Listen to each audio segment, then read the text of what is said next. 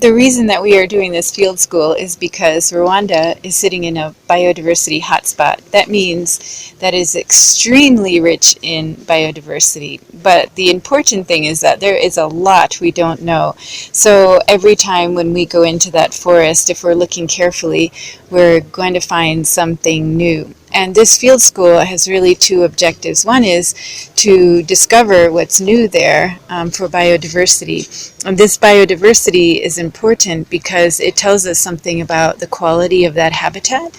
And for example, when we look at pollinators, when we look at those animals that are living in the water, the benthic macroinvertebrates, those tell us about the quality of the fresh water. They tell us about the ability of the forest to serve as pollinators for the surrounding agriculture landscape. The forest is like a refugium for all this biodiversity.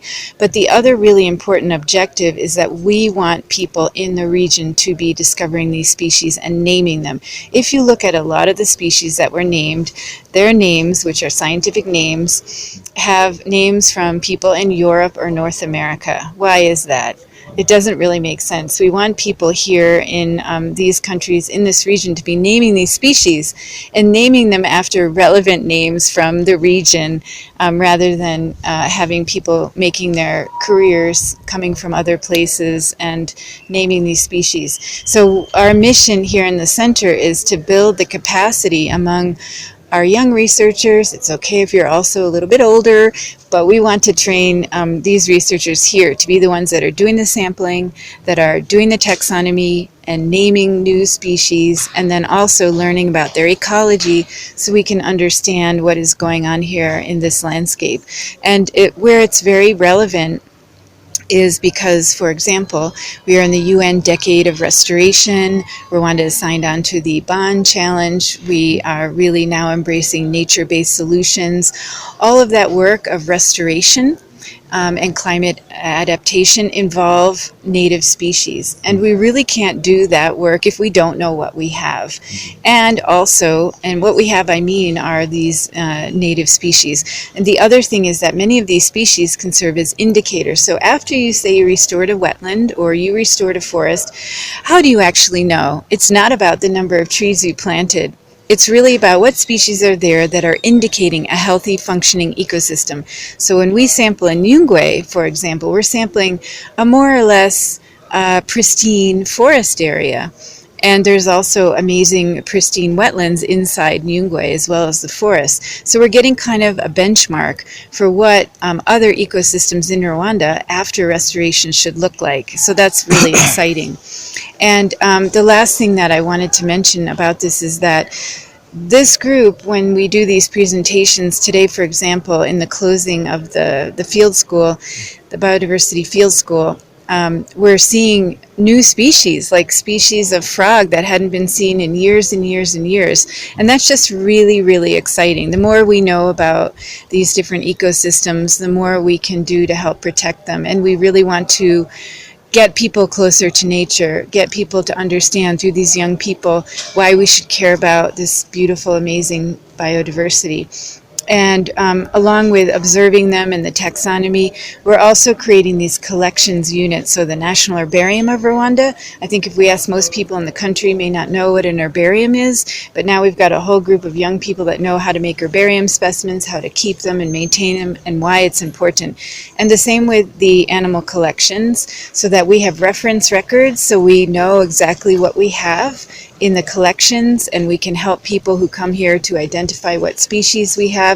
It can also include DNA material that eventually could be used to confirm what species we have. So there's a lot of value to having these reference collections as well. And the important thing is that now we have young people here in the country and in the region that are doing this work. And I just want to mention another exciting thing is that we're bringing together people from different countries to do this, which I think is also really important. Sometimes political issues get in the way, but what's exciting is when you come together over biodiversity, you're coming together over this beautiful planet we live on. So. Okay, thank you. I will say that you work with students, especially from University of Rwanda and the other researchers. Normally, research is something which is very expensive. Is there any challenge in the Center of Excellence while doing research? Yeah, that's a good question. The Center of Excellence, it's a relatively new center it's a Category 2 center under the auspices of UNESCO. And research, yes, research can be expensive. We're maintaining laboratories in the center and research equipment. What I can say is that there is a lot of money out there for research. The issue is having qualified people who can write grant proposals and who can do good research. Then it becomes a positive feedback loop. It's why we need to build the research capacity here, and that's the whole full circle of being able to write good grant proposals, ask good research questions, do the research, and make the publications, because once you have those publications out there, each researcher has a strong CV or resume. They can demonstrate why they should get more funding from the donors. So that's what we're trying to build, is that positive feedback loop.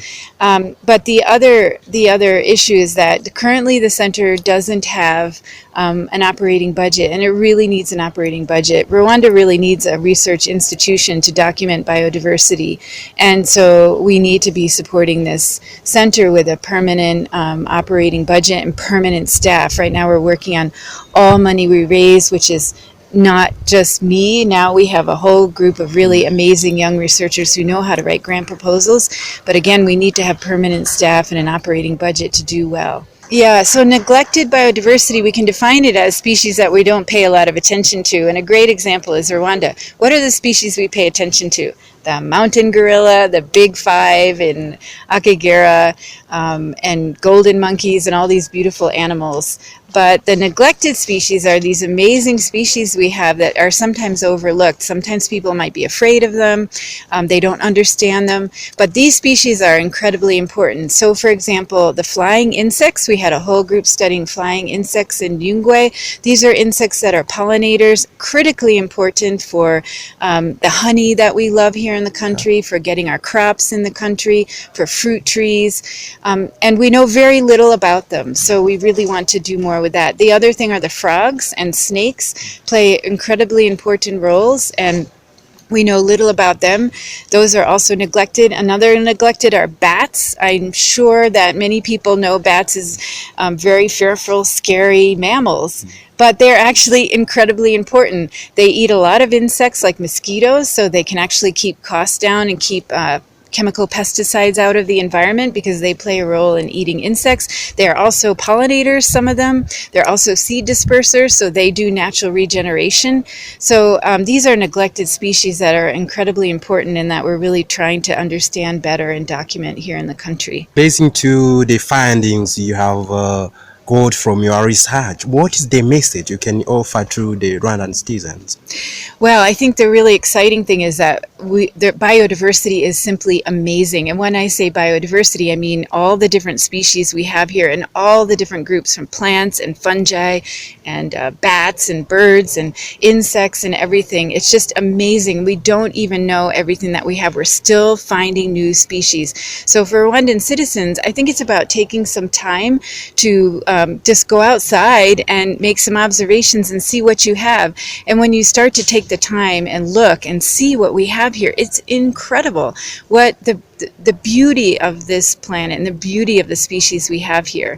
And then what we need to do is do everything we can to protect them. And the Rwandan government has been doing an amazing job with policies and restoration work to help protect that. And we have to reconnect people to nature, and kids, especially young kids. When I'm teaching and I go in the classroom and I ask them, can you name a species of native tree? And they can't.